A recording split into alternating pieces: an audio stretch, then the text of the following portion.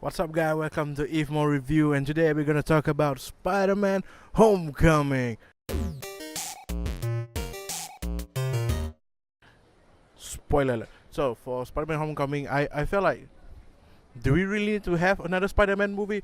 Before it came out, okay, before I watched it, I was like, should we watch another Spider-Man? Because we have like what, overall 6 movies? I don't know. Did I miscount? 5 so far, unless you're counting the old 70s one. Okay, that means that's 8, or was it 7? Are we including the Japanese or the robot? Yes, the Japanese.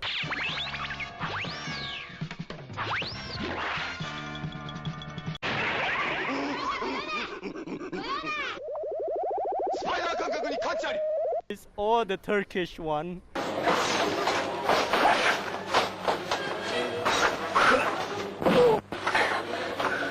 Have fun watching it. So yeah, I was like thinking, are we gonna watch Uncle Ben die again? What do you think?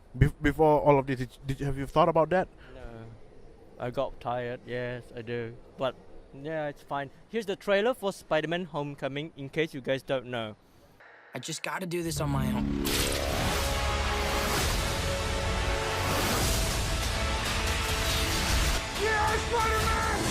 Spider-Man Homecoming. Now you guys know, or unless you guys skip it, but we don't mind. So here's my honest opinion. It's fine. I'm sorry, guys. Okay, here's the thing. I'm gonna tell you guys up front. I am a huge Spider-Man fan. I love Spider-Man. I've been collecting their comics. Here are the screenshot right here. Is it a good Spider-Man movie? Yeah, it's the Spider-Man that we need now. But as a Spider-Man movie, a movie about Spider-Man, it's fine. You know, we've been through a lot of Spider-Man incarnation. I mean, a lot. I mean, just 2 or 3. Even the series one. But this one is close to being perfect. But I don't mind Garfield's Spider-Man. So what do you think of this Spider-Man? I mean, it's fine by me. Tom Holland did a great job as young Peter Parker. What do you think of new Peter Parker?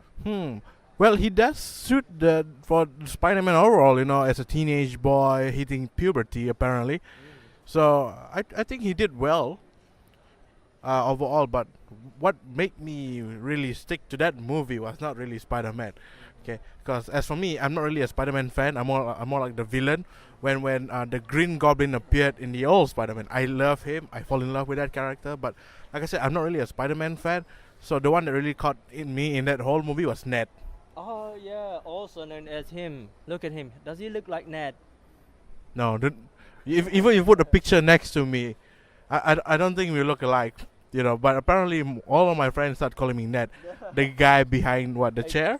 Ned is fine. Well, I mean, he can get a bit annoying to some viewers who doesn't like comic relief too much because the movie is already funny.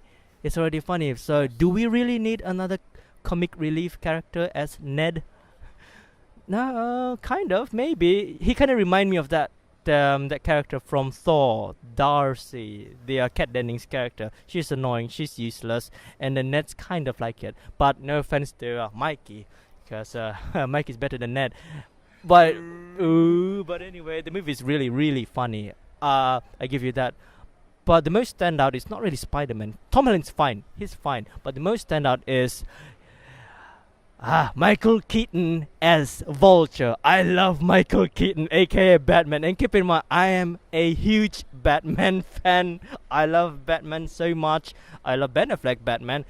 And I also love Michael Keaton Batman. Guess what? She's playing Birdman. From Birdman. He's the man of the sky, the man of the sky. He has played a lot of characters that fly, or that had at least a cape. Or a wings. It's Michael Keaton. And he has an arc in the movie. Especially the ending. Kind of ambiguous. Whenever at the end credit, the post credit, when he mentioned that a guy asked him, Scorpion, or when he mentioned, do you know who Spider-Man is? And he said, if I knew, he would be dead. Oh yeah. There was the post credit for that one where they made face to face in prison, and they're like, Nori, I don't beef with you. We beef the same guy. But I heard on the street, some bird told me that you knew who Spider-Man is, and he was playing as Vulture. Yeah, Vulture. I mean, Michael Keaton is Vulture, and the guy in the prison is Scorpion. The next, well, if you read the comic, yeah.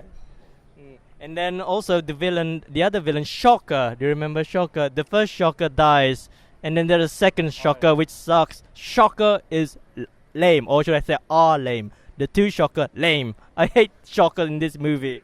Well, they did had like those glove where even in the cartoon they put Shocker, but only on the head, only on the head, and they had two people play a Shocker. Like, okay, are you saying that a Shocker can be played by anybody as long as they have the glove? Oh my! Or maybe a villain can be played by anyone. Maybe Doc Ock can be played by 3 different characters. Oh yeah, keep in mind, Ned might be Hobgoblin one day. Just saying. Oh yeah, there was speculation of Ned becoming Hobgoblin, because of his mad genius, and because of him like very close to Spidey. I think I'm not really sure about the whole rumors going around, but that's what we heard, saying that he might be Hobgoblin, one of the Hobgoblin. Right? There's like a lot of them. There's a lot of Hobgoblins, and still. But the one thing I really like about the theme in the movie, it kind of feels like a John Hughes movie. Do you know who John Hughes is? Not really. Do explain. Is the producer of 80s teenager films such as Breakfast Club, Ferris Bueller's Day Off. What else did he did? Pretty in Pink. They even played 80s song during the homecoming ceremony. Their party at the end. I didn't realize. I was. They're playing Flock of Seagulls. What I noticed. Because during that homecoming scene, I was actually wondering what would happen to Tom Holland, because the scene, spoiler alert, the scene basically he got threatened by Vulture, saying that keep a secret out of my daughter. Spoiler alert, don't tell her anything about this. I save you, you save me. That's it. Okay, so I was actually shocked when. Oh yeah, that's right. The reveal, Lee's character turns out to be a daughter of Aiden Toombs. The Vulture, she's the daughter. Everyone in the movie in our cinema will gasp like, oh! It's like wow, big review. And at first like, wait, but she's black. Not saying I'm racist, but and then the guy's like white. So we're like, wait, is she adopted or something? Then the wife came in and I'm like, oh okay, it makes sense now. So I'm sorry for my word. So yeah, we were definitely shocked. We didn't expect that to be a plot twist in the movie. Everything was going like wow. So for me, from that point on, it's like I got really hooked into Spider-Man after that. That kind of thing. Okay, I would admit that part is really good. I mean, I was shocked myself. I mean, get it, shocker. I shocked myself. Another of my problem with the movie is it's too humorous. I know Marvel tries to be funny, but they're taking the young Aunt May, the young Aunt May. Everyone thinks she's hot. Yes. Sex object. Yeah, she's the sex object. Look. I don't mind young Aunt May. I know in this generation these days, everyone. Imagine if Tom Holland is raised by a grandmother-looking Aunt May from the previous one. Yes, I understand. It will look weird, but I mean, tone down with the I think I'm infatuated with your aunt. I love her. She's sexy. I mean, that's funny, fine. It doesn't take the movie too seriously. Like the world's too fake. Coming from Marvel, because I've seen Luke Cage, all those Netflix, they are too serious, and all of a sudden transition to comedy like this. It's yeah. Maybe Marvel just tune down their humor just a slight notch down, just a bit. So what do you think of that humor? Well, all I can say is there's memes everywhere about it, basically. And some people say, oh, how Uncle Ben died? Yeah. That kind of thing.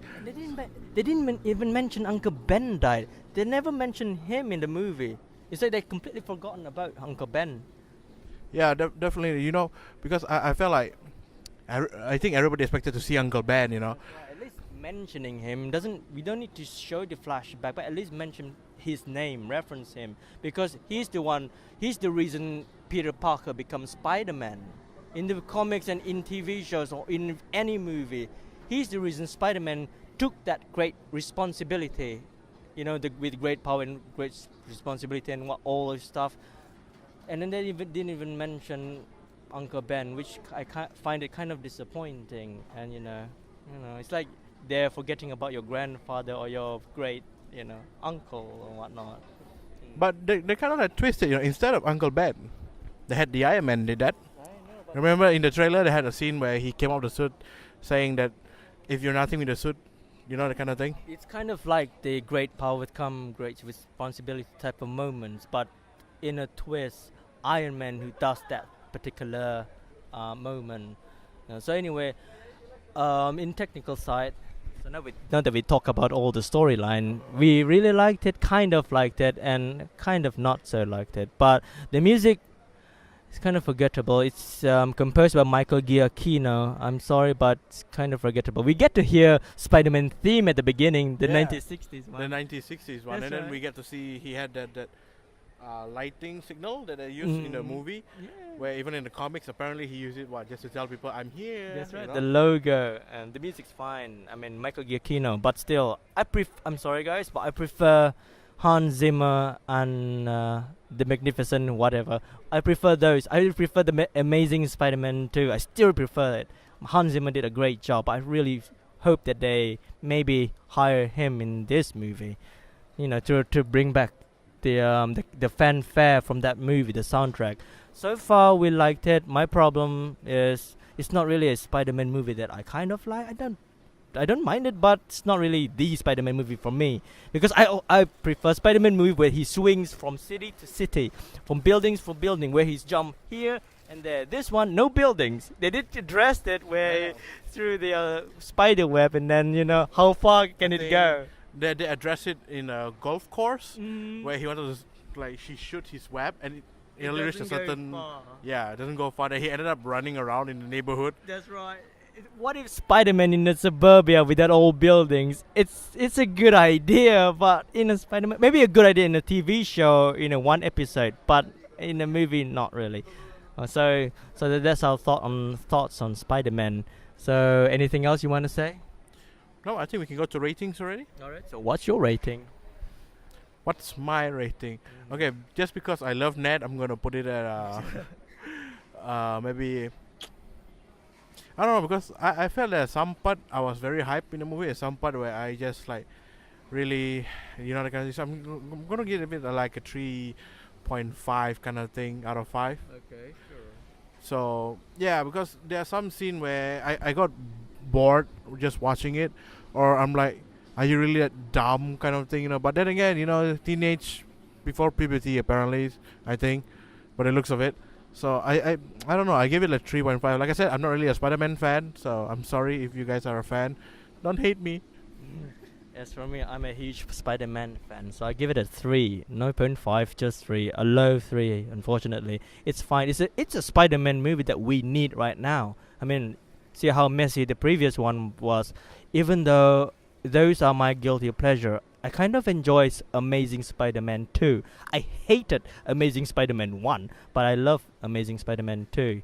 Partly because of the music. And then I love so much in Tobey Maguire Spider-Man, which holds a special place in our heart. I know, we all love it. Do you even love the dancing scene of the Oh, hell yeah. The Chicago type dancing, yeah.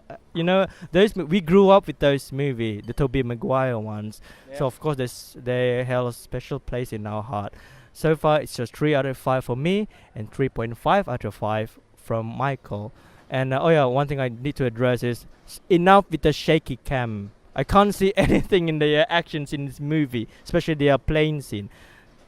Exactly, shaky cam. So anyway, hope you guys enjoy our review. Sorry we came in late, several months after, but you know what? Screw you guys. We're spoiling it. Whatever. Anyway, go buy the Blu-ray. We recommend it for Marvel's Cinematic Universe fan. Oh, by the way, check out the Netflix series as well. Anyway, so our last word of the day. Check the post-credit.